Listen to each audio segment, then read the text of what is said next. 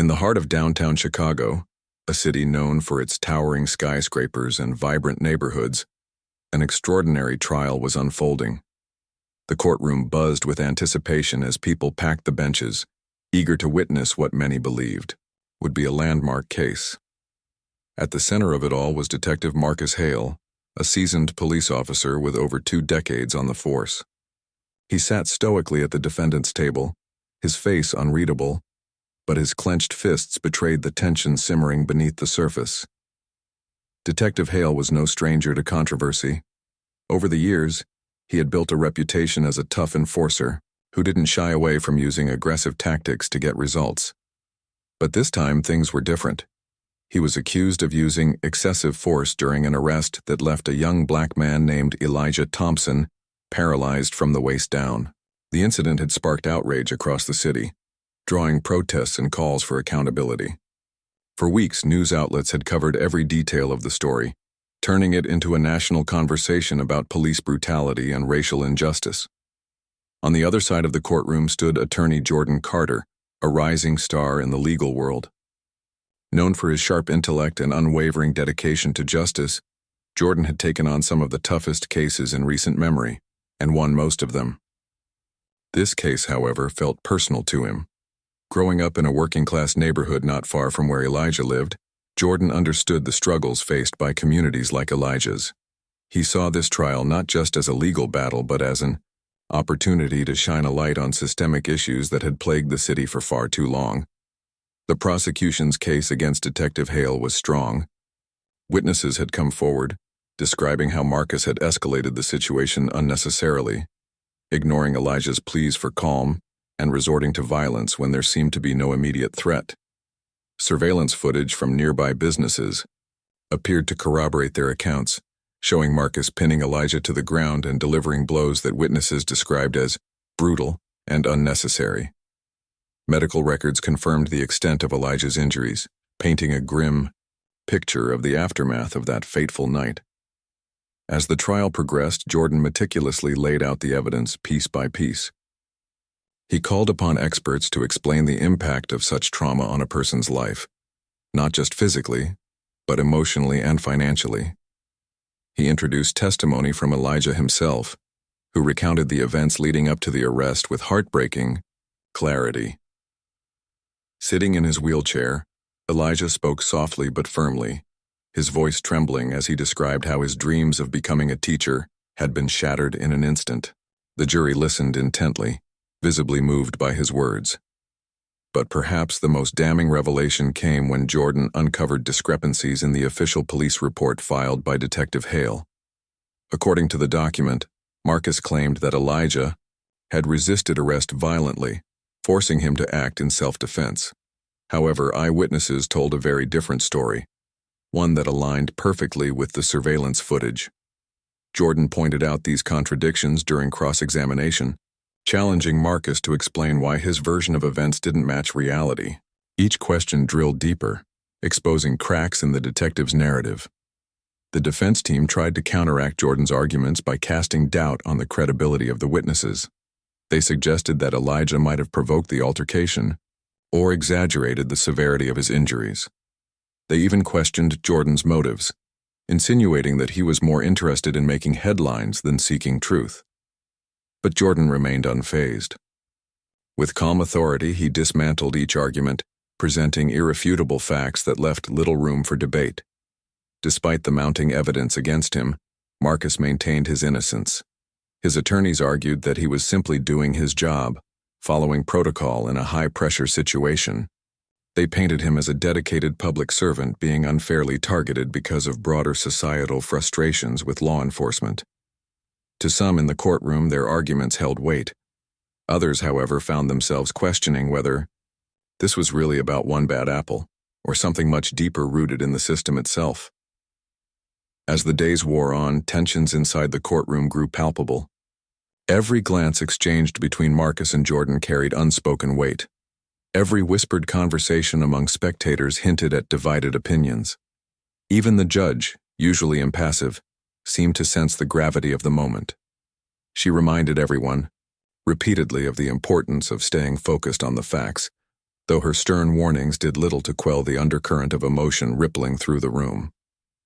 Outside the courthouse, the atmosphere was equally charged. Protesters gathered daily, holding signs that read, "Justice for Elijah," and "No more police violence." Supporters of the police countered with chants of their own, arguing that officers risked their lives every day to keep communities safe. News crews jostled for position, capturing sound bites from both sides while pundits debated endlessly on cable television. It was clear that this trial wasn't just about one man, it was about the soul of the city itself. Amidst all the chaos, Jordan kept his focus razor sharp. Late nights in his office were spent poring over documents, strategizing his next move and preparing for whatever curveballs the defense might throw. He knew the stakes were incredibly high, not only for Elijah but for countless others who looked to this case as a test of whether the system could truly deliver justice. If they lost, it would send a message that some lives mattered less than others. If they won, it could pave the way for meaningful change. And so, as the trial entered its fourth day, the stage was set for a dramatic showdown. Little did anyone know the events that would unfold next would leave an indelible mark on everyone involved and shock the entire nation. The fourth day of the trial began with an air of anticipation that hung heavy in the courtroom. The previous days had been filled with intense cross-examinations, emotional testimonies, and mounting evidence against Detective Marcus Hale. Attorney Jordan Carter had methodically built his case, exposing inconsistencies in Marcus's story and painting a damning picture of misconduct. But as the morning session commenced, no one could have predicted the explosive turn the proceedings were about to take. Jordan stood confidently at the podium, his suit perfectly pressed and his notes neatly organized. He was preparing to cross-examine Marcus himself, a moment everyone in the room had been waiting for. Up until now, Marcus had remained silent, letting his lawyers do the talking. But under oath, he would finally have to answer directly to the accusations leveled against him. As Marcus took the stand, adjusting his tie nervously, it was clear that this was going to be a pivotal moment in the trial. Jordan started with straightforward questions, asking Marcus to recount the events of the night Elijah Thompson was arrested. At first, Marcus stuck closely to his original narrative, describing how Elijah allegedly resisted arrest and posed a threat. His voice was steady, almost rehearsed, as if he had practiced this speech countless times before. But Jordan wasn't interested in hearing what Marcus wanted to say. He was determined to uncover the truth. With each question, Jordan tightened the screws. "Detective Hale," he began, his tone measured but firm, "you stated in your report that Elijah attempted to flee and physically attacked you. Is that correct?" Marcus nodded, replying, "Yes, that's accurate." Jordan paused, allowing the jury to absorb the statement. Then, without missing a beat, he asked, "Then why does the surveillance footage show Elijah standing still with his hands raised when you approached him?" The courtroom fell silent. Marcus shifted uncomfortably in his seat, glancing briefly at his attorney before responding. "I don't know what footage you're referring to," he said dismissively, "but I assure you, my report is truthful." Jordan didn't flinch. Instead, he turned to the bailiff and requested permission to play the video once again for the court. The judge granted the request, and within moments the grainy black and white footage flickered onto a large screen mounted at the front of the room. Everyone watched intently as the scene unfolded. Elijah standing calmly on the sidewalk, raising his hands in surrender, only to be tackled violently by Marcus seconds later. Gasps rippled through the gallery as the brutal reality of the encounter became undeniable. When the video ended, Jordan turned back to Marcus. "Detective, can you explain why your account differs so drastically from what we just witnessed?" he asked, his voice calm but laced with authority. Marcus hesitated, his composure beginning to crack. For the first time since taking the stand, he looked unsure of himself. I already told you," he stammered. "That footage has been edited. It doesn't show the full context." Jordan raised an eyebrow, clearly skeptical. "Edited? By whom?" he pressed. "Because our investigation traced its origin to a security camera owned by a local business. We verified its authenticity with independent experts. Are you suggesting they tampered with it too?" Marcus clenched his jaw, visibly frustrated. "I'm not suggesting anything," he snapped. "I'm just saying you're twisting things to fit your narrative." The tension in the room grew, thicker with every exchange. Jordan leaned forward slightly, resting both hands on the railing of the witness box. "Let me ask you something else, Detective," he continued. "How many complaints of excessive force have been filed against you in the past 5 years?" Marcus froze. This was new territory, something his attorneys hadn't prepared him for. After a long pause, he muttered, "I don't keep track of those kinds of things." "Well, let me refresh your memory," Jordan replied smoothly. He pulled out a document and held it up for the jury to see. "According to internal records obtained through discovery, there have been 7 separate incidents where citizens accused you of using unnecessary force. 3 of those cases involved individuals who, like Elijah, are black. Does that sound familiar?" Marcus's face reddened as murmurs spread throughout the courtroom. Some spectators whispered angrily, while others shook their heads in disbelief. Even the judge seemed taken aback, though she quickly reminded everyone to remain quiet. Marcus's attorney jumped to his feet, objecting loudly, but the damage had already been done. The seeds of doubt had been planted firmly in the minds of the jurors. But Jordan wasn't finished yet. With deliberate precision, he revealed another bombshell, the whistleblower who provided the surveillance footage.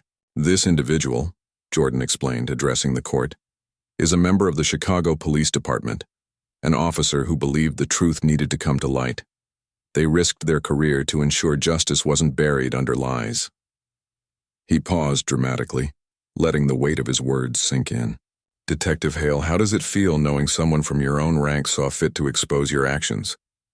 Marcus's expression darkened. Gone was the composed demeanor he had tried so hard to maintain. In its place was raw anger, simmering just below the surface. He gripped the edges of the witness stand tightly, his knuckles turning white. "You think you're clever, don't you?" he spat, glaring at Jordan. "Dragging me through the mud, making me look like some kind of monster. But you don't know me. You don't know what it's like out there." Jordan met his gaze unflinchingly. "Actually, Detective, I do know. I know exactly what happens when power goes unchecked. And I also know that accountability isn't personal, it's necessary." For a brief moment, it seemed as though Marcus might explode right then and there. His chest heaved with labored breaths, and his eyes darted around the room as if searching for an escape. Then, in a shocking move that left everyone stunned, he suddenly lunged forward, not toward Jordan, but toward the bailiff standing nearby. Before anyone could react, Marcus grabbed the holstered gun from the unsuspecting officer's belt and swung it around, pointing it directly at Jordan. Pandemonium erupted. Spectators screamed, scrambling to get away from the chaos. Jurors ducked, behind their seats, shielding themselves instinctively. Reporters abandoned their notebooks, rushing toward the exits. Even the judge pounded her gavel furiously, shouting above the commotion, "Order! Order in the court!" But her commands were drowned out by the sheer panic engulfing the room. Jordan, however, did not move.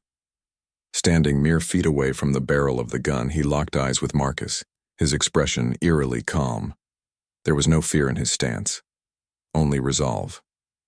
"If you do this," he said evenly, his voice cutting through the noise like a knife, "you'll prove everything I've been saying about you is true." His words hung in the air, sharp and unyielding. For a split second, time seemed to freeze. All eyes were on Marcus, whose hand trembled slightly as he held the weapon. Officers stationed around the courtroom sprang into action, drawing their own guns and shouting commands. "Drop the weapon! Drop it now!" they barked, closing in cautiously. Marcus hesitated, torn between rage and reason. His grip on the gun loosened slightly, then tightened again. Sweat beaded on his forehead as he wrestled with his next move. Finally, after what felt like an eternity, he lowered the weapon slowly, dropping it to the floor with a dull thud. Instantly, officers swarmed him, pinning him down and cuffing his wrists behind his back. As Marcus was dragged away, still protesting and cursing, the courtroom gradually returned to a semblance of order. People sat back down, shaken but relieved.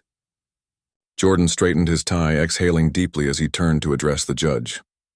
"Your Honor," he said, his voice steady despite the adrenaline coursing through him, "I believe we've just witnessed the defendant's true character." The judge nodded gravely, her face pale.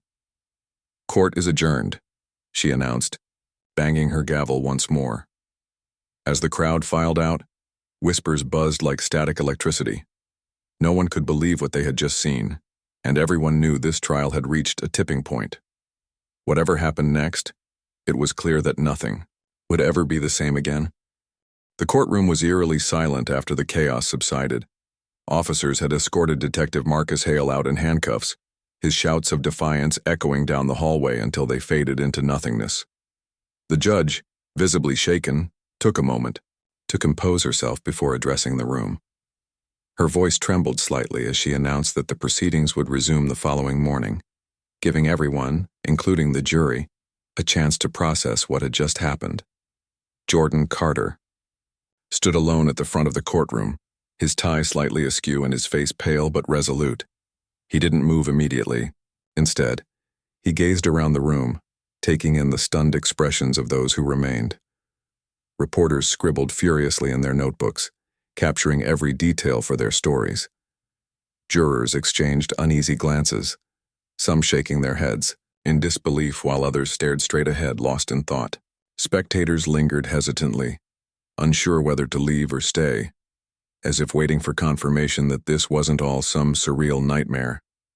As the crowd began to thin, Jordan finally stepped back toward the prosecution's table. His assistant, Mia Thompson, a young and sharp-witted paralegal, rushed over to him, her eyes wide with concern. "Are you okay?" she asked softly, placing a hand on his arm. Jordan nodded slowly, exhaling deeply. "I'm fine," he replied, though his tone suggested otherwise. "But we need to prepare. This changes everything." Mia nodded grimly, understanding the gravity of the situation. They retreated to a small conference room adjacent to the courtroom, where they could regroup without interruption. As they reviewed their notes and discussed strategy, Jordan couldn't shake the image of Marcus pointing the gun at him. It wasn't fear that haunted him. It was the realization that this moment had exposed something far deeper than one man's desperation. It revealed the lengths to which some people would go to protect themselves from accountability, and the courage it took to stand firm in the face of such threats. The next morning, the courtroom buzzed with renewed energy. Word of Marcus's actions had spread like wildfire overnight, dominating headlines across the country. Protesters gathered outside the courthouse once again, holding signs that read, "Justice over fear," and "No more violence." Inside, the atmosphere was tense but electric. Every seat was filled with latecomers forced to stand along the walls. Cameras clicked incessantly as reporters jockeyed for position, eager to capture the drama unfolding before them. When the judge entered, her presence commanded immediate silence. She wasted no time addressing the elephant in the room. "Ladies and gentlemen of the jury," she began, her voice steady but stern. "Yesterday's events were unprecedented and deeply troubling. However, I must remind you that your duty is to remain focused solely on the evidence presented in this case. Personal feelings or reactions to extraneous incidents must not influence your deliberations." Her gaze swept across the jurors, who nodded solemnly in response. With that, the trial resumed. But the dynamic in the courtroom had shifted dramatically. Marcus, now facing additional charges of assault and contempt of court, sat quietly beside his attorney, his usual bravado replaced by a sullen resignation. Meanwhile, Jordan approached the podium with renewed determination. He knew the weight of the moment rested squarely on his shoulders, not just for Elijah Thompson, but for everyone watching and hoping for justice. Jordan's opening statement for the day was brief, but powerful. "Yesterday, ladies and gentlemen, you witnessed an act of desperation," he said, his voice resonating throughout the room. "An act born not of self-defense, but of fear. Fear of being held accountable for wrongdoing. And yet, even in that moment of crisis, the truth prevailed. Because when confronted with the choice between honesty and deception, the path forward becomes clear. Today we will continue to shine a light on that truth. He then called his final witness, Officer Danielle Ruiz, the whistleblower who had provided the damning surveillance footage.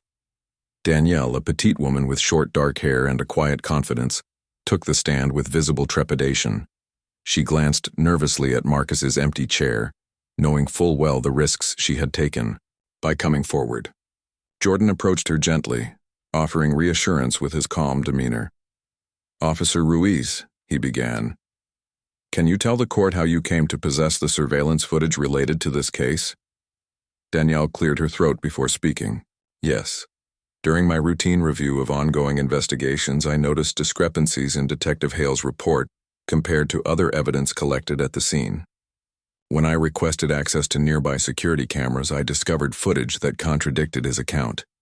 I believed it was important for the truth to come out, so I shared it with Mr. Carter's team." Her testimony sent ripples through the courtroom. For many, it underscored the internal struggle faced by officers who witness misconduct but fear retaliation for speaking up. Jordan pressed further, asking, "Were you aware of any potential consequences for sharing this information?" Danielle hesitated, then nodded. "Yes, I knew it could jeopardize my career or worse, but I felt it was the right thing to do." The defense team tried to discredit Danielle, questioning her motives and suggesting she harbored personal animosity toward Marcus. But Jordan skillfully countered each accusation, reminding the court that her actions spoke louder than words. By the time she stepped down from the stand, there was no denying her bravery or the significance of her contribution to the case. Later that afternoon, Jordan delivered his closing argument. Standing tall and composed, he addressed the jury with a mix of passion and clarity. "Ladies and gentlemen," he began, "this case is about more than one incident. It's about trust. Trust in those who are sworn to protect us, and trust in a system that promises fairness for all. What we've seen here over the past week proves that trust can be broken, but it also shows us that truth has the power to heal those fractures." He paused, allowing his words to sink in. Detective Hale had opportunities to admit his mistakes, to take responsibility for his actions. Instead, he chose denial and deception, and when cornered, he resorted to intimidation. But intimidation cannot erase the facts. Facts are stubborn things. They endure, no matter how hard we try to suppress them. Jordan concluded by urging the jury to consider not only the evidence, but also the broader implications of their decision. "Your verdict will send a message," he said earnestly. "It will tell Elijah Thompson and countless others like him that their voices matter. That justice isn't reserved for the privileged few, but for everyone. Please, let that message be one of hope." As Jordan returned to his seat, the courtroom erupted into applause. Even the judge allowed herself a slight smile before calling for order. The jury was dismissed to begin deliberations, their faces reflecting the weight of the task ahead. Outside, the crowd waited anxiously, holding their collective breath. Hours passed, then days. Finally, after 3 grueling days of debate, the jury reached a verdict. When the foreman stood to deliver it, the tension in the room was almost unbearable. "We find the defendant, Detective Marcus Hale, guilty on all counts," he declared, his voice echoing through the silent courtroom. A wave of emotion swept through the gallery.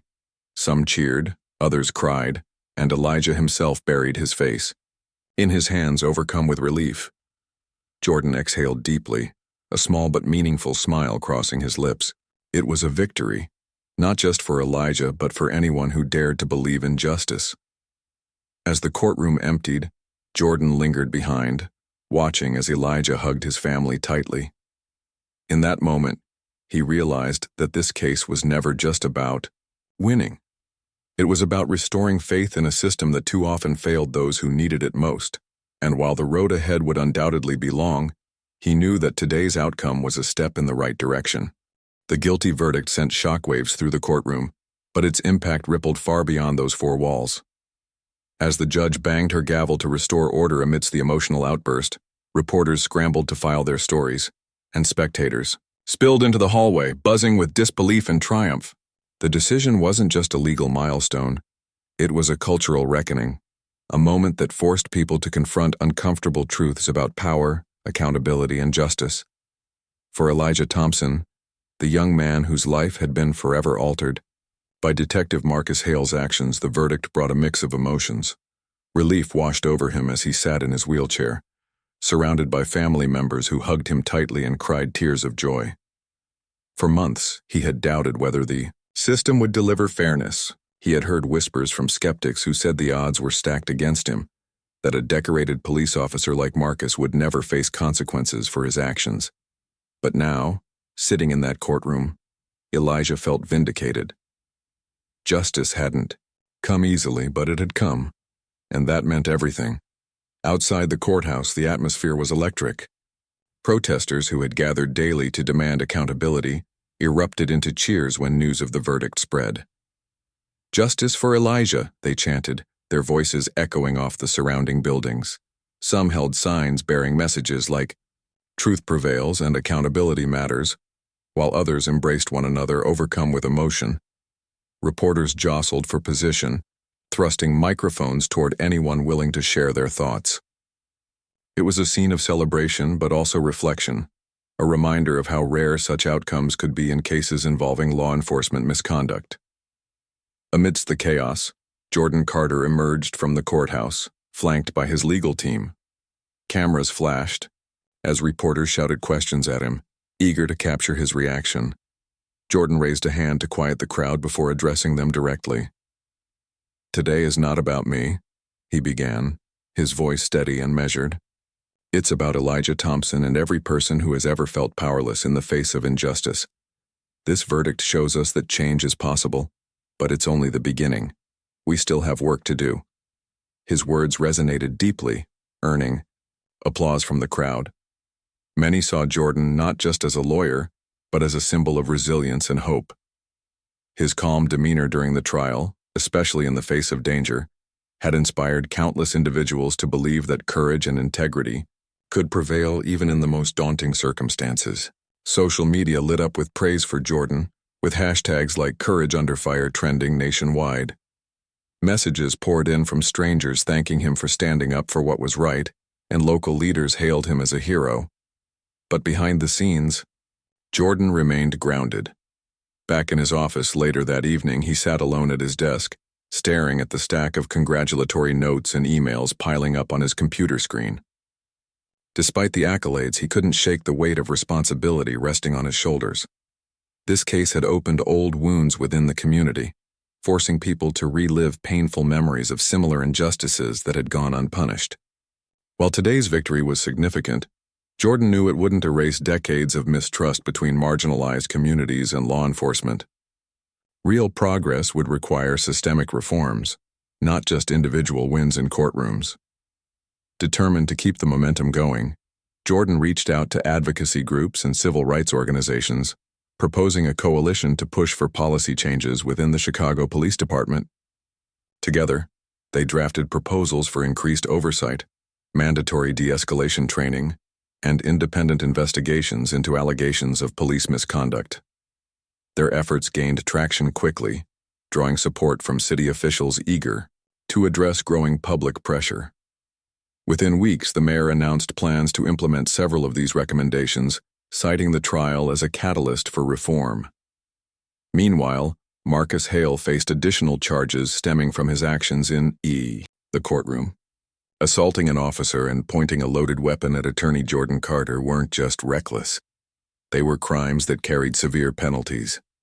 Prosecutors wasted no time filing formal charges, ensuring that Marcus wouldn't escape accountability for what he had done. During pretrial hearings, Marcus appeared subdued, his usual arrogance replaced by a grim acceptance of his fate. His attorneys argued that he had acted under extreme duress, but few sympathized with their defense. To many, Marcus's behavior in the courtroom had confirmed the very traits Jordan had accused him of: a willingness to use intimidation and violence to avoid consequences. As the legal process continued, the national spotlight remained firmly fixed on Chicago. News outlets dissected every detail of the trial, framing it as a turning point in the broader conversation about policing and racial inequality. Talk shows invited experts to discuss the implications of the verdict, while late-night comedians joked about Marcus's dramatic courtroom meltdown. Even late-night television hosts couldn't resist poking fun at the absurdity of a cop pulling a gun on a lawyer in broad daylight. Yet beneath the humor lay a sobering reality.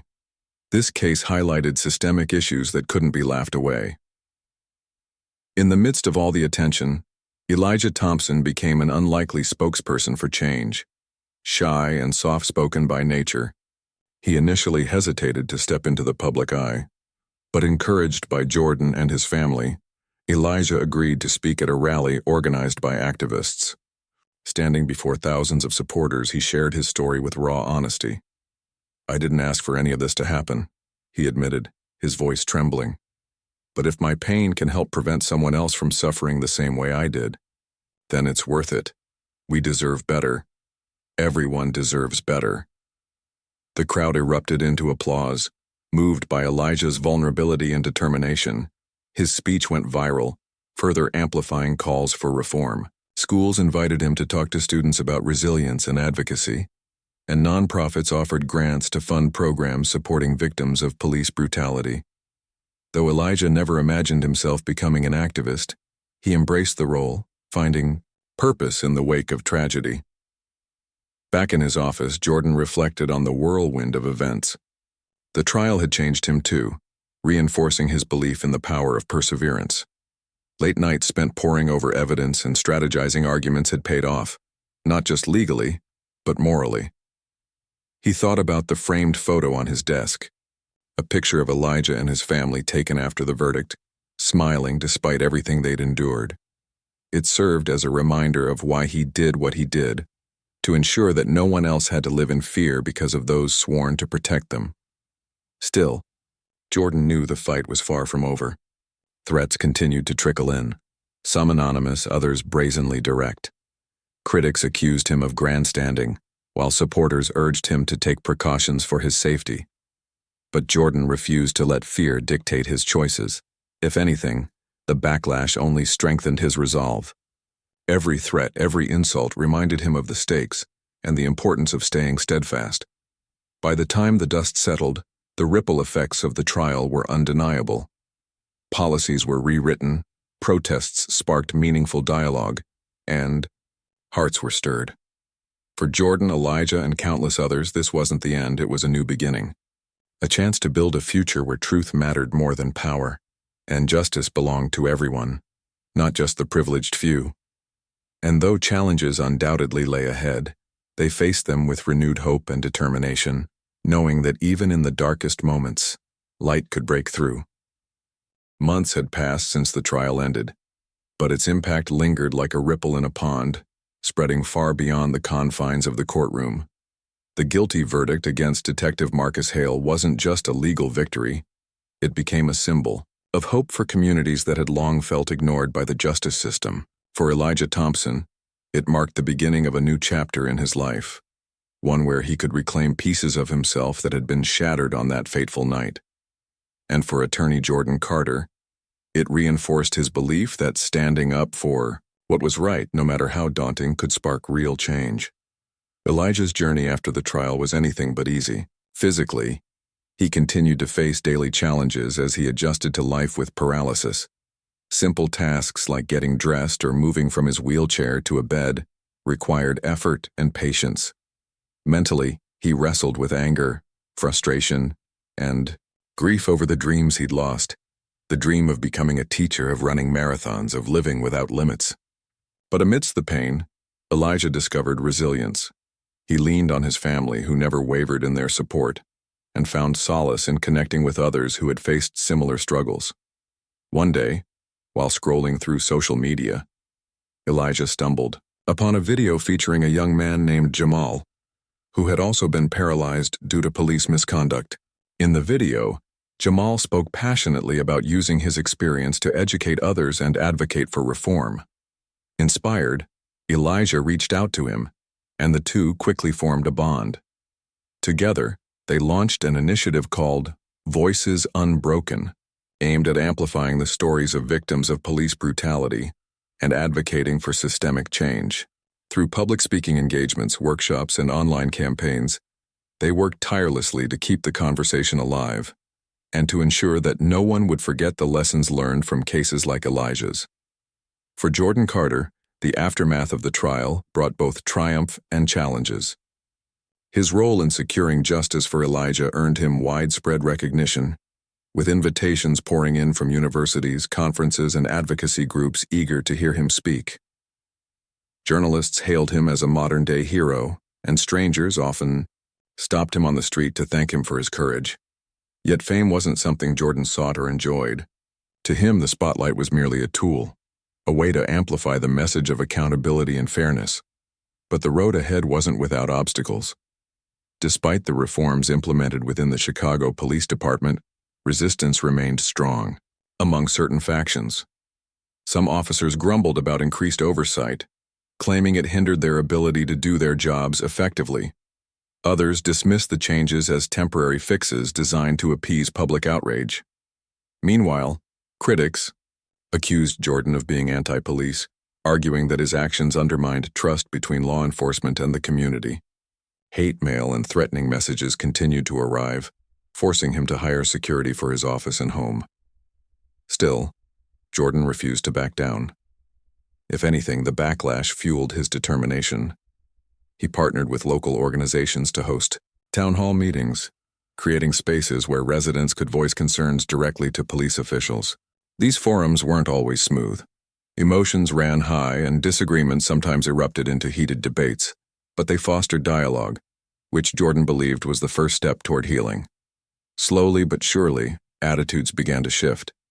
Officers started attending training sessions on implicit bias and de-escalation techniques, and community members reported feeling more comfortable approaching law enforcement with complaints or questions. The broader societal impact of the trial extended far beyond Chicago. Across the country, activists cited the case as proof that holding law enforcement accountable was possible, even in the face of immense resistance.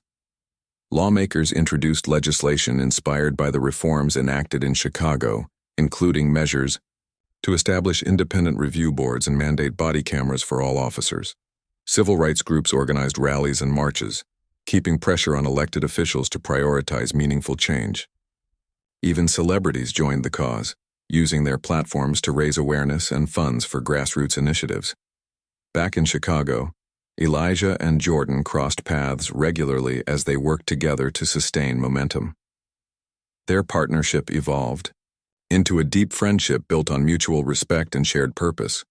One evening, over dinner at a quiet cafe, they reflected on how far they'd come and how much work still lay ahead. "You know," Elijah said, stirring his coffee thoughtfully, "this whole thing has made me realize something. Justice isn't just about punishing bad people. It's about making sure good people have a chance to thrive." Jordan nodded, sipping his tea. "That's exactly why we can't stop now," he replied. "We've opened a door, but if we don't keep pushing, it'll close again. This is bigger than you, me, or even Chicago. It's about building a future where everyone feels safe, not just protected by laws, but valued as human beings." Their words echoed the sentiments of countless others who had been inspired by the trial. From teachers incorporating discussions of systemic racism into their lesson plans to parents teaching their children about empathy and equality, the ripple effects of the case touched lives in ways large and small. Even businesses got involved, pledging to diversify hiring practices and invest in underserved neighborhoods. Change, though gradual, was happening. As the year drew to a close, Jordan stood on stage at a national conference dedicated to criminal justice reform. The room was packed with lawyers, activists, policymakers, and ordinary citizens united by a common goal: creating a fairer, more equitable society. As Jordan delivered his keynote address, his voice carried a mix of pride and urgency. "What happened in that courtroom wasn't magic," he said, pausing to let his words sink in. "It was hard work, it was persistence, it was refusing to accept no as an answer when the stakes were too high to give up. And it was remembering that behind every statistic, every headline, there's a person, a son, a daughter, a friend, who deserves better." The audience erupted into applause, many rising to their feet. Among them was Elijah, watching proudly from the front row. For the first time in years, he allowed himself to feel optimistic about the future, not because everything was perfect, but because progress was possible. The fight was far from over, but the foundation had been laid. In the months and years that followed, Elijah and Jordan remained steadfast in their mission. They traveled across the country, sharing their story and urging others to join the movement.